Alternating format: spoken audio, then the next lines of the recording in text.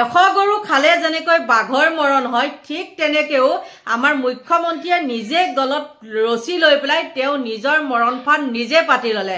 নমস্কাৰ বন্ধু বান্ধৱীসকল, নতুন এটা ভিডিঅ'লৈ আপোনালোকক স্বাগতম জনাইছোঁ। আৰু অৱশেষত তেওঁ এতিয়া জালত ভৰি দিলে। আৰু কিয়নো নিদিব, মানে অতিমাত্ৰা হৈ গ'ল। অতিমাত্ৰা হোৱাৰ কাৰণে নিজৰ ফাণ্ডত নিজে তেওঁ ভৰি দিলে। ফাণ্ডখন পাতিছিলে বেলেগৰ কাৰণে, কিন্তু ফাণ্ডত নিজে তেওঁ ভৰি দিলে। ফাণ্ড বুলি ক'লে আপোনালোকেতো নিশ্চয় গম পায়, জাল বুলিয়ে কৈ থলোঁ আৰু ফাণ্ড জাল আৰু একেই কৈ থৈ দিলোঁ। এতিয়া কি হ'ল জানেনে, সামাজিক মাধ্যমত যে সংখ্যালঘু লোকক গুলিয়াই মৰা এখন ফটো যে তেওঁ দিছিলে, তেওঁলোকৰ পেজত দিছিলে, আৰু তাৰপিছত কি গম পালেনে নাই, মুখ্যমন্ত্ৰীয়ে বোলে এইটো কথা গমেই নাপায়। একেবাৰে গম নাপায় যে এইবিলাক কোনে কি কৰিছে। তাৰ ফলত কি হ'ল জানেনে, বোলে কয় নহয়, বোলে খাই কাৰ ফলা ডালত উঠিল, কাঠি চেলেকাৰ মৰণ মিলিল। ঠিক তেনেকুৱাই তেওঁ পাৰ্মিশ্যন নহ'লে কোনোবাই বাৰু ক'ৰবাত তেনেকৈ ফটো দিব পাৰেনে? তেওঁ পাৰ্মিশ্যন দিছে কাৰণেহে পাইছে, হয়নে নহয়? আৰু যেতিয়াই সেইটো ভাইৰেল হৈ গ'ল, তেতিয়াই কি কৰিলে তেওঁলোকে তেওঁ পেজৰ পৰা সেইটো ডিলিট কৰি থৈ দিলে। এতিয়া কি হৈছে জানেনে, দায়িত্বৰ পৰা অব্যাহতি ৰাজ্যিক বিজেপিৰ সামাজিক মাধ্যমৰ সহ আহ্বায়ক ৰণ বিকাশ গৌৰৱ, তাৰ পিছত চাগে হয়তো গোস্বামী মহন্ত আৰু কি হ'ব শৰ্মা, এই তিনিটাৰ ভিতৰতে থাকিব লাগিব। কিন্তু সেইকেইটা আকৌ নিদিলে দেই। হয়তো ইয়াত এনেকুৱা একদম এডিট কৰি সেইটো গোস্বামী মহন্তৰ পৰা আঁতৰাই, শৰ্মা তৰ্মাৰ পৰা আঁতৰাই, কিবা আলী আহমেদ এনেকৈ দি পেলাই ফচাই দিয়া মানুহ হ'ল মুখ্যমন্ত্ৰী। গতিকে চাওকচোন, দিবলৈ ক'লে কোনে, আৰু দিয়াৰ পিছত, দিবলৈ অৰ্ডাৰ দিয়াৰ পিছতহে দিছে নহয় জানো? তাৰপিছতে কি হ'ল, তেওঁ কেতিয়াও অব্যাহতি দিলে। বেটাৰীও পাই গ'ল, বোলে মইনো ইয়াৰ তলত কিয় কাম কৰিছিলোঁ বুলি চাগে ভাবিছে। গতিকে বন্ধু বান্ধৱীসকল, নিজৰ ফাণ্ডত নিজে ভৰি দিলে। আৰু এতিয়া তেওঁলোকে বাৰু কোনোবাই চাই থাকিব নেকি? তেনেকৈ বিশেষ এটা সম্প্ৰদায়ক যেনেকৈ গুলিয়াই দেখুৱাইছে, এতিয়া কোনোবাই চাই থাকিব নেকি? তেওঁৰ ওপৰতো নিশ্চয় কেছ দিছে, আৰু তেওঁ সেইকাৰণে বুঢ়া আঙুলি দেখাই কৰি কি কৰি আছে তেওঁ নিজে নাজানে। আজি অকণমান আগত যেতিয়া মই ভিডিঅ'টো বনাবলৈ লৈছোঁ, তেতিয়া দেখিছোঁ উত্তৰ গুৱাহাটীৰ যিখন দলং, এখন গাড়ী চলাই পেলাই দেখাই আছে। তেওঁ এতিয়া কি কৰিছে তেওঁ নিজে নাজানে। আৰু তাৰ মাজতে কিন্তু এইখিনি বেয়া কাম কৰাৰ মাজতে তেওঁ কিন্তু এটা ভাল কাম কৰিলে। গৰিমা গাৰ্গক সকীয়াই দিয়াৰ ফলত তেওঁ কৰিলে জুবিন সমাধি ক্ষেত্ৰখনৰ সেই দোকান বজাৰখিনি কৰিছে, আৰু ইতিমধ্যে বাউণ্ডেৰী দিবলৈ এতিয়াহে সাৰ পাইছে, আৰু সেইবিলাক জোখমাখ লৈছে। বাৰু যি কি নহওক, তাৰপিছত মুখ্যমন্ত্ৰীক এইবিলাক আচলতে হাঁহিয়াতৰ পাত্ৰ কৰা মেইন মানুহজনেই হ'ল কেছেট বেপাৰী। আৰু সেই কেছেট বেপাৰীয়ে কি কৈছে জানেনে, কিবা কয় নহয়, বোলে নাও ডুবিলেও টিঙৰ পৰা নানামে। আৰু মুখ্যমন্ত্ৰীৰ লগত যিকেইজন জড়িত সেইকেইজন আকৌ কেনেকুৱা জানেনে, পোকৰ শুকাই যাব, কয় নহয় বোলে পোকৰ শুকাই যায় তথাপিও মুখখন নমৰে। ঠিক তেনেকৈ নাও ডুবিলেও ইহঁত টিঙৰ পৰা নানামে। আৰু নানামি পেলাই সেই কেছেট বেপাৰীটোৱে কি কৈছে জানেনে, চালে বেৰে কোবোৱাৰ উত্তৰৰ স্পষ্টীকৰণ দিব বিচাৰিছে গৌৰৱ গগৈয়ে। স্পষ্টীকৰণ কোনো পতিয়নযোগ্য নহয়। 10 দিন পাকিস্তানত কি কৰিছিল স্পষ্টকৈ ক'ব লাগে। আৰু নতুন বিয়া পতা মানুহ পাকিস্তানত কি কৰিছিলে নকৰিছিলে সেইবিলাক ঘৈণীয়েকলৈ তহঁতক কিয় লাগে বাৰু? তহঁতে যে ইমান বেবাই আছ, হোৱাই নোহোৱাই যে বেবাই আছ, এতিয়া দেখোন কিয় তহঁতে এস্কৰ্ট দিবলৈহে বা তেওঁক দেহৰক্ষী দিবলৈহে বাধ্য হলি। তোমালোকো পাকিস্তানী কি বুলি কয়, ছাপৰ্টাৰ বুলিয়ে কৈছোঁ দেই, সম্পৰ্ক ছাপৰ্ট কৰা। সেইটো কাৰণে তোমালোকে পাকিস্তানী এজেণ্ট এজনক কি কৰিছা, ৰক্ষণাবেক্ষণ দিবলৈ লাগিছা, হয়নে নহয়? আৰু তাকে কি কৰে, আমাৰ মুখ্যমন্ত্ৰীক প্ৰশ্ন সোধোঁতে মুখ্যমন্ত্ৰীয়ে কৈছে বোলে কংগ্ৰেছ দলৰ ভিতৰতে গৌৰৱ গগৈক কোনোবাই মাৰিবলৈ বিচাৰি আছে, মাৰপিটৰ এখন কাজিয়া সৃষ্টি কৰিবলৈ বিচাৰি আছে, সেইকাৰণেহে বোলে তেওঁলোকে নিৰাপত্তাৰক্ষী দিছে। ক'তে মৰে মৰক। আজিকালি সৰু ল'ৰা ছোৱালীয়েও এনেকুৱা ধেমালি কৰা কথা নকয়। ধেমালি বুলি নহয়, আচলতে কি হৈছে নাজানো, আৰু আচলতে টোপনি বেছি ক্ষতি কৰিলে মানুহে আবুল তাবুল বকে নহয়।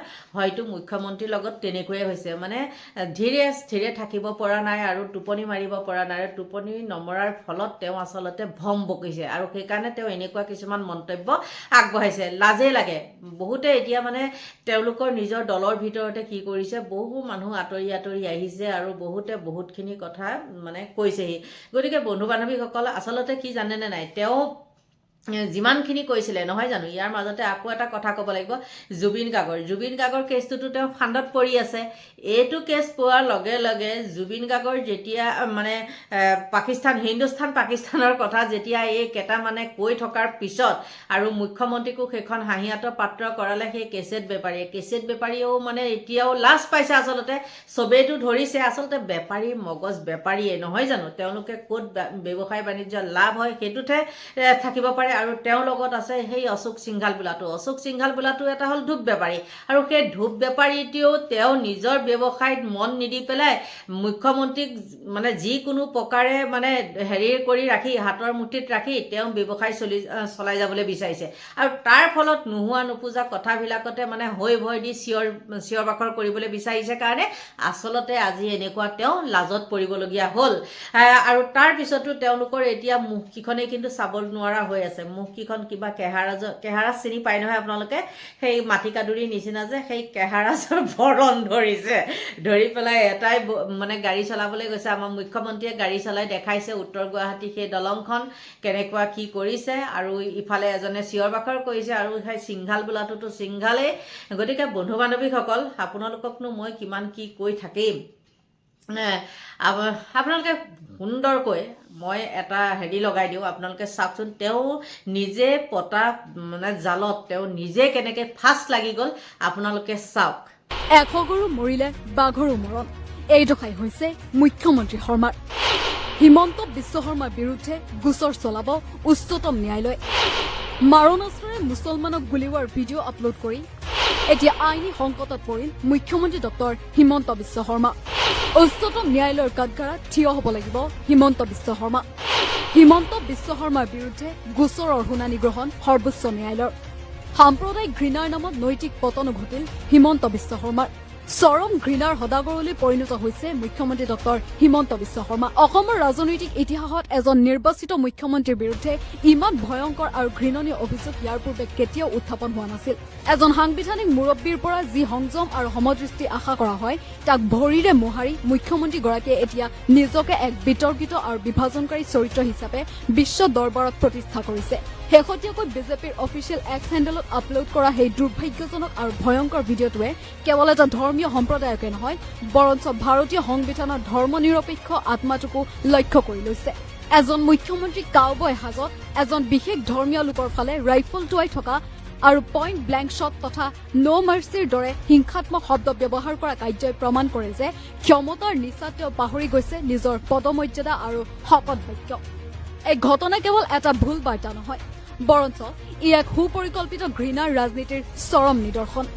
যি সময়ত ৰাজ্যখনত শান্তি আৰু একতাৰ প্ৰয়োজন সেই সময়ত মুখ্যমন্ত্ৰীৰ আশীৰ্বাদ পুষ্ট এনে প্ৰচাৰে সমাজত বিষবাস কঢ়িয়াই পাইছে। এই ধৰ্মীয় মেৰুকৰণৰ ৰাজনীতি ইমানেই তললৈ নামি গৈছে যে দেশৰ গণ্ডি পাৰ হৈ আন্তঃৰাষ্ট্ৰীয় পৰ্যায়ত ভাৰতৰ মুখত চূণ সানিছে।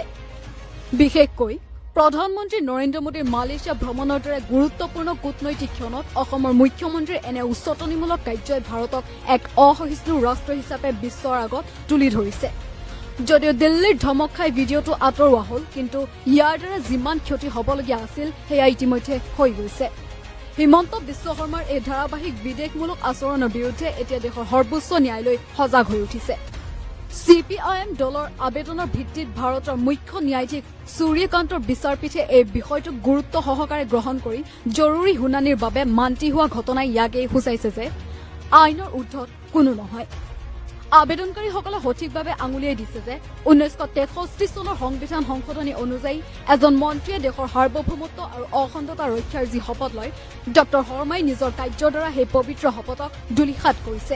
নিজৰ ৰাজনৈতিক মুনাফাৰ বাবে এটা নিৰ্দিষ্ট সম্প্ৰদায়ক বাংলাদেশী সজাই তেওঁলোকক বন্দুকৰ লক্ষ্য কৰি লোৱা কাৰ্যই ডক্টৰ হিমন্ত বিশ্ব শৰ্মাই কোৱা কথাবোৰ মিছা।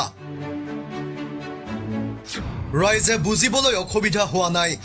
লোকলৈ বুলি হুলপুতি নিজে ফুটি মৰিছে মুখ্যমন্ত্ৰী। এতিয়া নিজে বিপদত পৰিছে মুখ্যমন্ত্ৰী ডক্টৰ হিমন্ত বিশ্ব শৰ্মা। জুবিন গাৰ্গৰ মৃত্যুৰ প্ৰসংগৰে দেশৰ প্ৰতিৰক্ষাৰ প্ৰতি ভাবুকি সৃষ্টি কৰিব পৰা তথ্য ভৰা প্ৰতিবেদন মুখ্যমন্ত্ৰীয়ে ছমাহে ফাদিল নকৰিলে।